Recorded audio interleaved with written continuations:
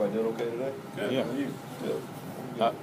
At the halfway point, I'm good. If y'all don't want to ask about last week's game, I'm good. at the halfway point of the season, what's your biggest surprise, your biggest disappointment on the offensive side of the ball? Would you say? Yeah, I think the biggest disappointment probably is our not making plays in crucial situations. Probably that's been my biggest disappointment. I think we've had some time, we've had some opportunities to make plays and extend drives, and we hadn't made them.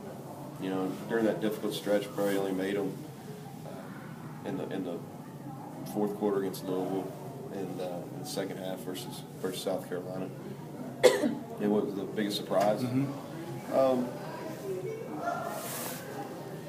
I think I don't know if it's a surprise, but I've been pleased. You know, our rushing numbers hadn't always shown it because we've had some negative yardage plays. But we've been able to run the football effectively against some really good defenses. You know, our yards per carry when you take the sacks out, and that's really how we go about calculating it, has been pretty good versus really good run defenses. Graham Sanders a little banged up. What's the extent of his? No, I think he'll be fine. He'll practice this weekend. He played really well Saturday, really well. I mean, he ran the ball effectively, had some pads down, got yards after contact, and we're being precautionary, just taking care of him. It was such a young offense. What's their attitude like when not having good, a lot of success against some really good defenses? Yeah, they're probably more resilient than me a lot of times, but they've done well. They're bounced back. They understand, and I just told them, I said, here, listen, here's who we've played on defense, the last 4 weeks, and I think total defense, maybe 3 of them are in the top 6, and maybe 3 of the top 4 scoring defenses. I think in everybody but Miami, Ohio that we've played is in the top 30 on total defense. So I've said, hey, we've played some really good people.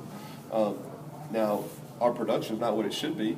We should still be able to move the ball against whoever we're playing. But they're upbeat. They understand. They believe in the system. They believe in what we're doing. They understand that we've got to get better. And but they've been good. Attitude's been really good. Coach, in the first 2 drives, 4 of the 6 plays, you ran through Jalen. What does it do when you have to completely change the game plan through Jalen? It's the passing deal is not as big a deal, but we were really probably more so than we have been all year. Well, South Carolina we were pretty heavy, but we were really going to be quarterback driven run game in the Alabama game, and then obviously when he got hurt, we had to scrap that and go to plan B. So we scrambled a little bit. We were able to come back in the second half and run the ball pretty effectively. We couldn't get open, and we weren't very accurate with the football either. Mark said both. It's kind of up in the air as to which backup you get ready if Jalen's not ready to go. Where are those guys at in their development? Maybe even since the fall when they were last competing for the job. Yeah, they're better. They're better. It's a good opportunity. Both of them would like that opportunity. Obviously, Reese is a true freshman. First time going through this deal. It's a little bit unlucky for Patrick. Just because this is his second year going through this, second opportunity where potentially could be redshirted. But both of them have a good attitude. We're getting both of them a lot of work this week, and we'll make a decision sometime later in the week. Are you more hesitant to make it Patrick because you're trying to commit to him to give him that year back? Yeah, well, I think that we've got to be cognizant of that. Obviously, we're going to make the best decision for the football team, but I think we've got to be cognizant of that, no question. What has he said to you? No, he's been good. He's good. No, he's Kentucky through and through. Yeah, team guy. He bleeds blue. He's going to do whatever needs to be done to help the team. Neal, does Mark have the velocity that he had when you first got here? Sometimes it looks like balls are. Yeah, it does. I think that's fair. Here's the deal. Is his arm where it was 3 or 4 years ago, maybe pre-surgery?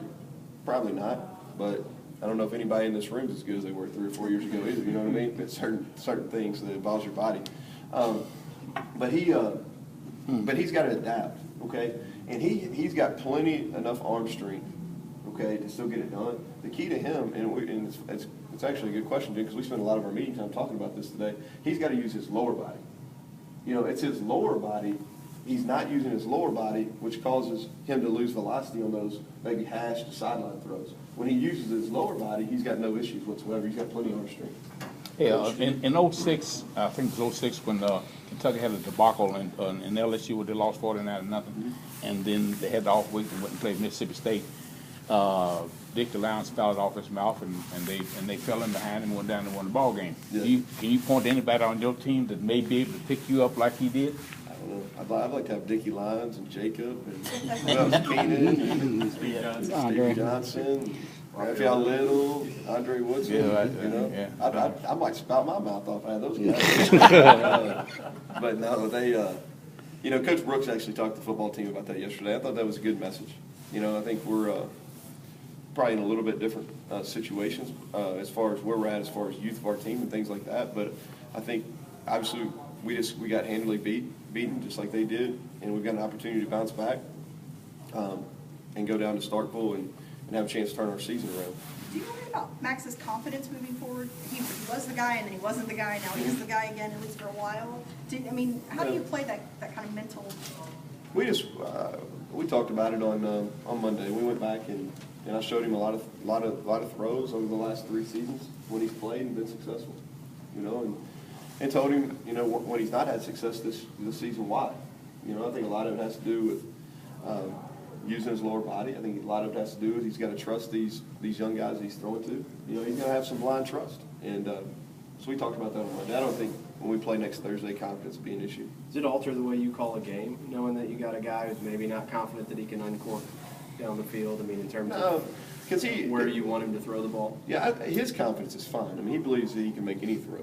And to be honest, he can make any throw. He just got to use his lower body to do so. You know, and when he's made some really good throws this year, he's done that. No, but it won't. It won't. The things that we're going to carry into the game, he'll be able to do effectively. Do you kind of cross your fingers that this is a situation where whoever the starter ends up being the rest of the way, that Jalen is available soon, so that you don't have to make this call on the two? Yeah, well, I think he's one of our better players, and he adds a dimension to our offense that we need, because he makes teams defend us in a totally different way. Okay, that gives us an opportunity for our young receiving corps to get open in one-on-one situations. You know, they don't have to worry. We see a lot more one safety when Jalen's in the game. You know, just because they got to get another hat in the box. But yeah, the sooner he can get back, the better. It'll be better for us. Okay, folks, thank you very much for this. All right. Thank you all. Thanks, Steve.